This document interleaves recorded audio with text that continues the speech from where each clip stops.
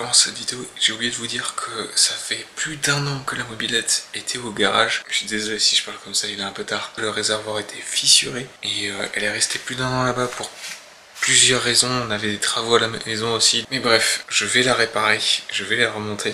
J'ai aussi rajouté dans cette vidéo de la voix off pour vous expliquer qu'est-ce que je faisais à ce moment-là et pourquoi je faisais ça. Pourquoi je montais la mobilette de cette manière-là. Donc j'espère que ça va vous plaire.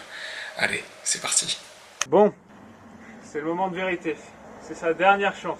Si là ça fuit, capote. Je prie pour qu'elle ne fuit pas.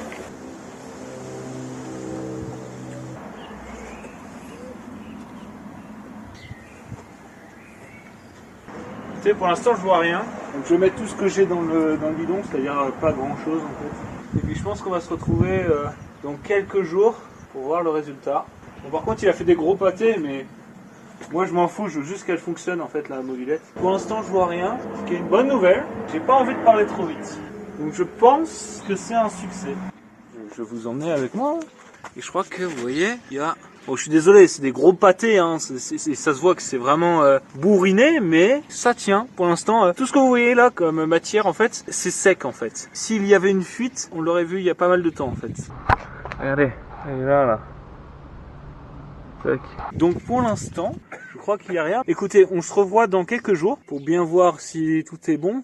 Bon, tout le monde. Ça fait environ un mois au final que j'ai pas touché à la mob. Donc on va voir dans quel état elle est, si elle fuit pas. Donc c'est parti, hein. On va ouvrir le petit cabanon. Hop. Et puis on va voir. Et bah, il y a l'air de pas avoir une trace sur le chiffon blanc que j'avais posé en dessous de la mob avant tout ça. Donc ça a l'air d'être plutôt étanche, ça c'est vraiment cool. Et il y a l'air d'avoir aucune goutte sur le châssis pour l'instant. Donc je pense que c'est une victoire pour ce projet. Allez, on la sort et puis on va voir où on en est.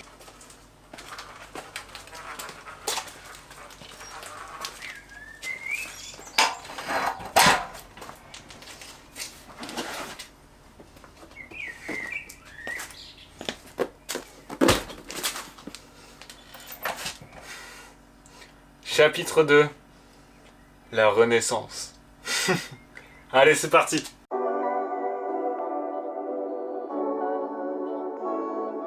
Donc voilà, là je suis en train de retirer le support du ressort de tension de courroie entre le moteur et la poulie qui est sur l'axe du pédalier pour pouvoir un peu mieux nettoyer. Après on passe au nettoyage du compartiment moteur parce que c'est l'endroit le plus dégueulasse de la mobilette et il est bourré d'huile.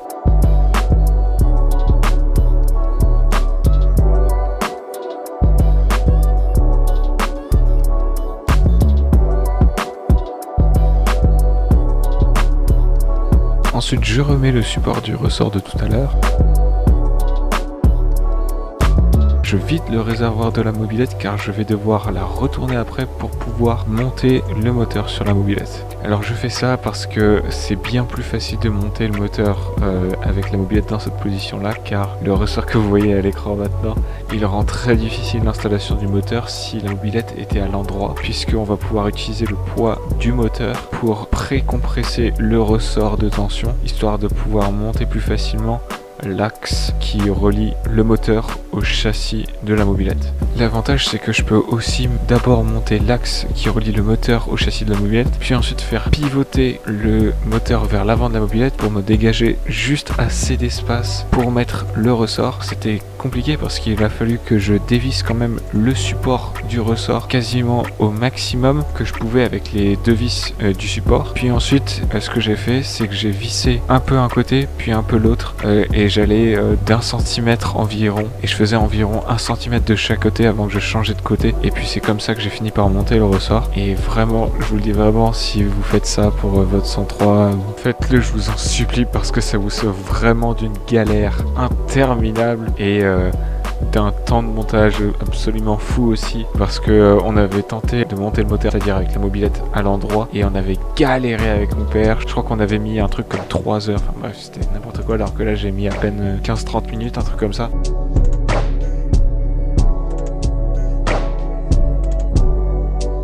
Maintenant j'attaque le carburateur.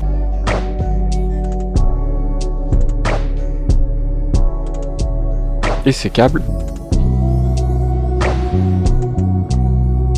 alors ici j'ai vraiment galéré parce que le premier câble que j'ai monté c'était le câble de l'accélérateur, donc c'est celui avec la vis que j'ai vissé avec le tournevis rouge, et il y a un câble qui passe en dessous du support de ce câble sur le carburateur, c'est le câble du starter. Le starter sur une mobilette c'est quoi? C'est si vous voulez un gaveur d'essence pour démarrer la mobilette. Ça marche via une gâchette sur le guidon. Cette gâchette active une sorte de plaque qui ferme l'entrée d'air du carburateur et donc qui amène plus d'essence au moteur quand l'entrée du carburateur est fermée. Donc j'ai galéré parce que le câble doit être vraiment bien tendu pour que cette fonction marche, et donc j'ai dû redémonter le câble d'accélérateur partiellement pour pouvoir bien faire passer le câble du starter pour pouvoir le monter entièrement. Ensuite, montage de la boîte à air.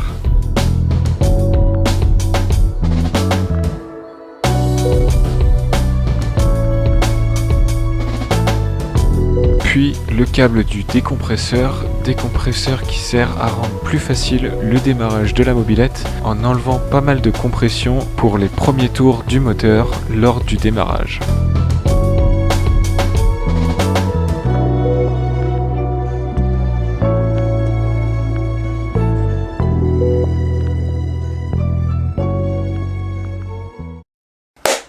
Bon, en vrai je pensais pas que j'allais autant avancer que ça, hein. Parce que là il me manque le pédalier, les chaînes, le frein arrière, il faut que je le raccorde. Il me manque à brancher les 2-3 petites babioles pour le moteur. Il me manque aussi encore la bobine d'allumage. Voilà. Et il me manque aussi la petite durite d'essence pour amener l'essence du réservoir au carburateur. Et puis après, normalement, ça devrait partir. Le moteur, je pensais que j'allais vraiment beaucoup plus galérer que ça. Et bien au final, je dirais que j'ai plus galéré sur tout ce qui est câblage pour contrôler le carburateur que le moteur en vrai. Franchement, la technique où on met complètement la mobilette à l'envers et où ensuite on vient poser le moteur comme ça, puis ensuite on dévisse la plaque du ressort et on met le ressort, puis ensuite on le visse.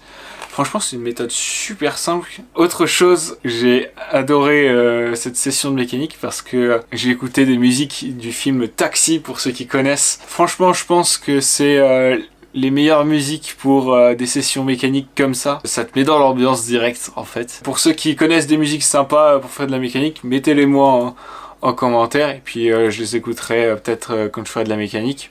Sinon évidemment pour des droits d'auteur je mettrai pas dans les vidéos, mais franchement les musiques de Taxi c'est trop bien parce qu'on a encore cette impression de faire vraiment quelque chose propre à nous. En plus il y a un peu le côté nostalgique à tout ça parce que quand Taxi est sorti j'adorais vraiment de A à Z ce film. J'ai poncé le 1, 2, 3...